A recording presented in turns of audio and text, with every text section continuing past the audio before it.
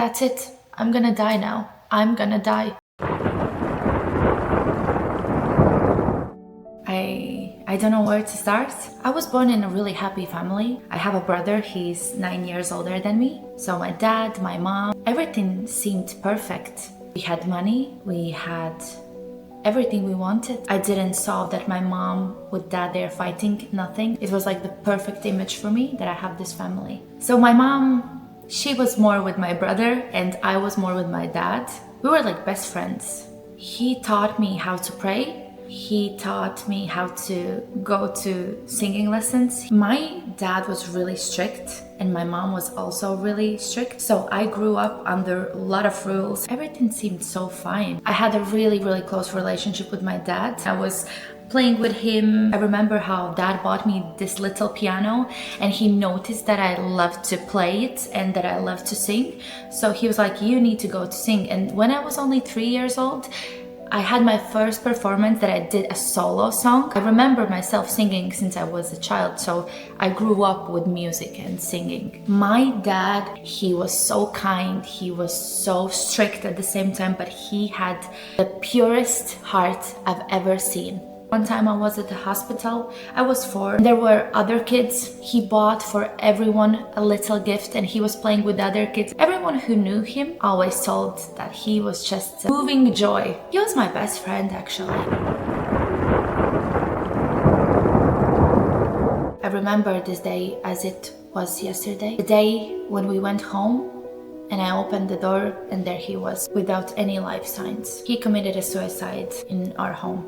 I didn't know what's going on. I remember I thought he was just sleeping and I was like clapping the door. Dad, please wake up. And my mom was like, darling, he won't wake up. But I remember that was a huge shock for us. There's no words that I would describe that day, but it's been 14 years now and I still remember as it happened yesterday. And the day before, he was talking to me, he was crying and he said to me, I can't do this anymore. I love your mom so much that I can't do this anymore. You're gonna have a new dad. Dad, what are you talking about? Why are you telling me this? I was like, please stop. He was telling me that I need to promise that I will always be a good girl. I need to promise that I won't quit singing. And I was like, yeah, Dad, of course I promise. But like, why are you telling me all this? I had no idea that the next day he will be gone. No idea. And this is the moment when my life changed forever. So we had everything. We had money, we had food, I had all new clothes, everything. And I had no idea what the future holds for me in the upcoming years. It was like a day and a night. So my mom had a really big problems, addiction problems. We didn't have money at all. My brother struggled. He was so young. He went away to earn money. He was working in different countries. I was of course there with my mom. We went to a really poor family. We had no food, we had no money. My mom, she was just filling up with the bills we needed to pay and she couldn't pay. And I was a kid. What can I do, right? I went to school and I was being bullied a lot. The newest clothing, or I didn't have the things that I was supposed to have. And I remember that was a winter and I had sneakers with holes. I was hoping that one day I could get a warm boots or something in the winter. And I remember that it was a really tough time in school as well. I never understood why they bullied me, never, but it's just what I went through. I was a little kid and my mom got a new partner and I didn't understand what's happening. I just had my dad, now he's gone and now there's another man. He was drinking all the time. We had parties at home. I couldn't sleep whole night. I was just a kid. I was maybe 12, 14, 15. He was bringing his friends to our home.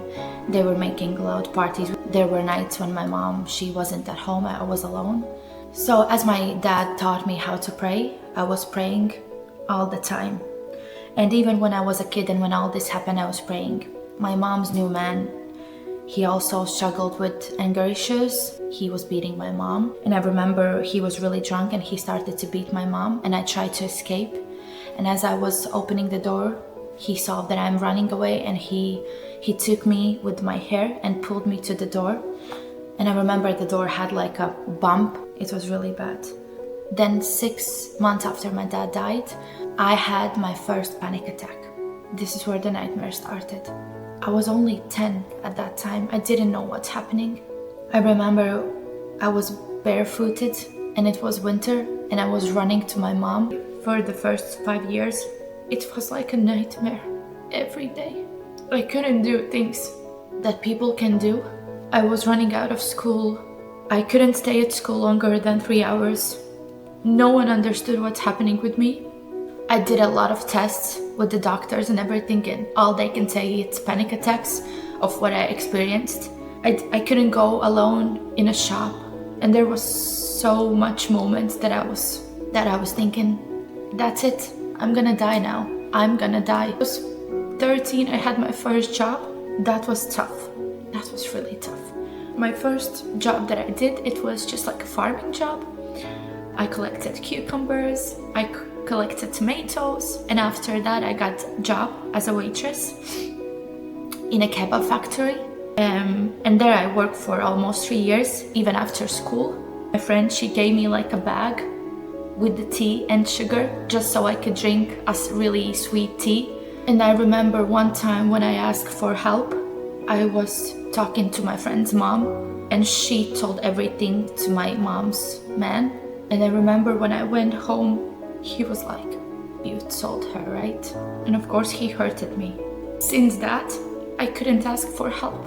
I knew if I'm gonna ask for help, he's going to hurt me. There was a time when they took out me of my family. They were looking for relatives that could take me. And as my dad died, everyone from that side, they just turned away.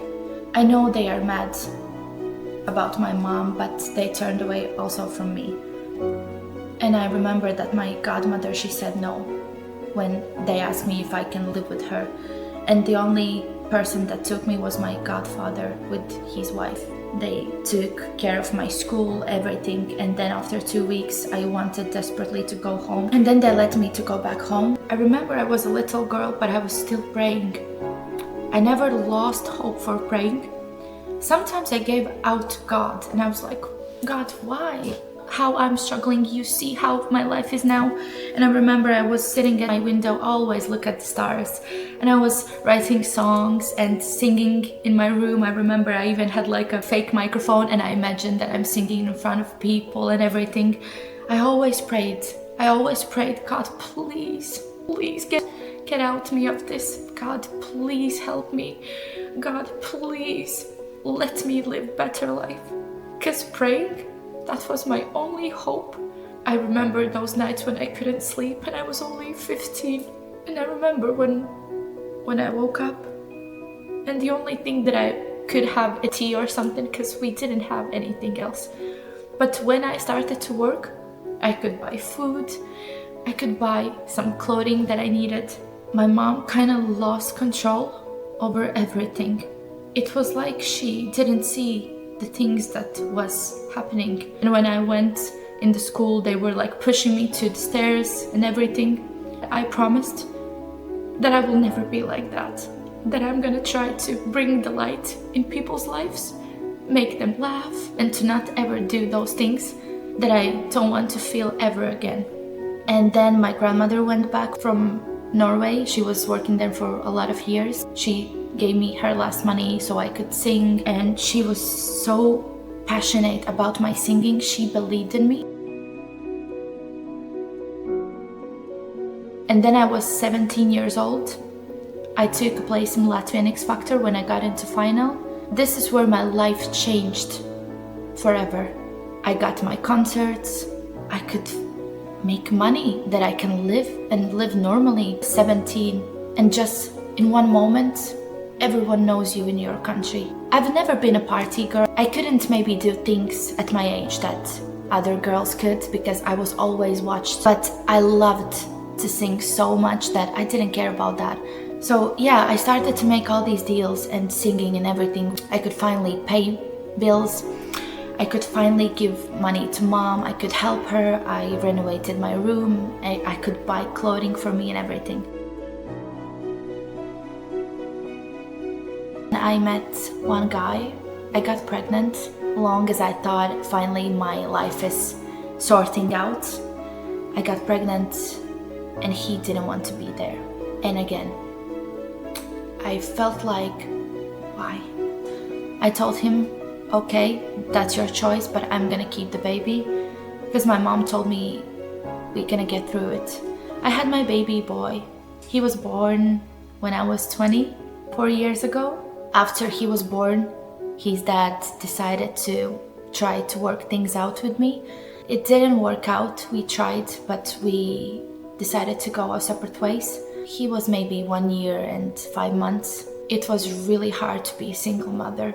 So as I'm really independent and I knew that I am the only one who can take care of everything, then I was working, I was trying to be a great mom, and I was trying to make him happy. Of course I struggled. I did. I made mistakes. I learned a lot. I love my son so much that I took care of everything.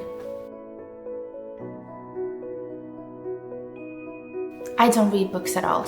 I'm not a reader. I noticed this book, A Message of Hope from Angels. And I was like, oh, okay. I took this book and I read that book in 2 days. And this is where my life changed. I remember I googled who wrote that book and it was Lorna. And I didn't have any idea who's Lorna. And these are God's words. Many are called, few are chosen, and very few of those few chosen say yes. Found her socials and I was trying to reach out. For a year, I didn't have any answer, but I didn't give up. I prayed. I remember how I prayed. I was like, God, please, just one conversation with Lorna, just one conversation. And then I received an answer from her socials. It was Pearl, her daughter. She wrote me, we can arrange you a call. I was like, no way. I was jumping from the happiness. I was so happy because I was like, is this real? I was sitting in a car. I was like counting minutes to get this call. The first thing she told me, she was like, Adriana, your prayers has been answered. In that moment, it was like butterflies were all over my body because I always knew that praying moves mountains. And she was like, God is real. God is real. I read all that she sees angels and everything. She helped me to find my way out. She helped me to see the things that I didn't see. And then I visited Ireland and I met my friend. Everything she told me, everything, it was right. It was true. I couldn't fly. Flying for me was just a biggest fears you can imagine in your life. I couldn't fly. She told me, you will fly, Adriana, you will fly. And I was like, no, I'm not going to fly. Like, I know, because I traveled to Ireland by bus 2 days with completely strange men. I didn't know them. And do you know what happened? 2 years later, I took a flight and now I'm flying like crazy. I love to fly. And she helped me to get rid of my fears. She helped me to start a life, a new life. There is no words I could describe how much pain I went through. There's no words I could describe how tough my childhood was. There's no words I could describe how many times I felt like there's no way out. But I found my way out. I can't hold anger. I'm always so happy. I think just like my dad. And I love everyone, and I mean that. And I think that's only because of God. He gave me the strength to have this love in my heart, even if I was bullied or I was so many times at so low points. Lorna, she changed my life forever. She did. I don't know if she realizes how many people's lives she's changing, but she changed mine. And it's like she gave me her hand out of darkness. There's no words I could describe how much pain I felt. And for such a young age, because I'm just 24, what I've been through, but it made me stronger. I met a friend in Ireland, and it was just a meeting. We get along really well. It was really nice to spend time with her. It felt like I knew her. I just knew her for a long time. We kept communicating. I had a really bad depression. I think everything that I went through, it just dried me. And no one knows my story. They know my face. They judge me for how I look, how I dress, but they don't know my story. I lost job. I lost a lot of things. I lost friends. I was sitting in a room. I couldn't get out of my room. No one understood me. She took me like a child and helped me and believed me when no one else did. And here I am. I moved to Ireland. I started a new life. Me and Hugo, he's the best thing that could ever happen to me. And I know one day there will be someone who will come into our lives and be a great man image for Hugo, and I will have a real love I've always dreamed about. And I know that everything happens in the right time. Never give up. We need you. But look at me now. I have a new life. I moved to Ireland. I have a job that I love. I am singing. I have a son. And he's so amazing. He tells me so many times in a day, "Mommy, I love you so much." And look at me. I'm smiling. I'm crying because of happiness. I'm sitting here at this beautiful sanctuary. I'm singing. I'm doing all the things I love. Despite everything I've been through, I didn't give up. I didn't. I wanted, but I didn't. And I'm so happy for that. I've reached everything on my own. I had these goals as a kid, as a teenager, and even now. I'm so passionate to give love, to spread light around the world. I don't know how I can survive with this happiness all the time, but that's just me. Even though I've been judged so many times, only because of my looks, only because of how I look, how I dress, because I love to wear high heels. I love to get my makeup done. I love to do all these things that makes me happy. I've been judged, but they don't know my heart. I know that my story can be a survival guide to some other people, and that's why I'm sharing my story. As hard as sometimes life gets, don't give up. You will get through it with Lorna's help, with God's help, with angels' help. I got through it, and you're gonna get through it as well. Being kind, it doesn't cost you anything. Being polite, being friendly, it's for free. Why can't we use that more? So this is my story. This is my story that I finally was able to share, and I felt so brave to share. Because if I can help at least one person in this life, I'm happy. God gave me this path in my life to now help other people get through it. And remember, enjoy everything you have. And today, this is your day.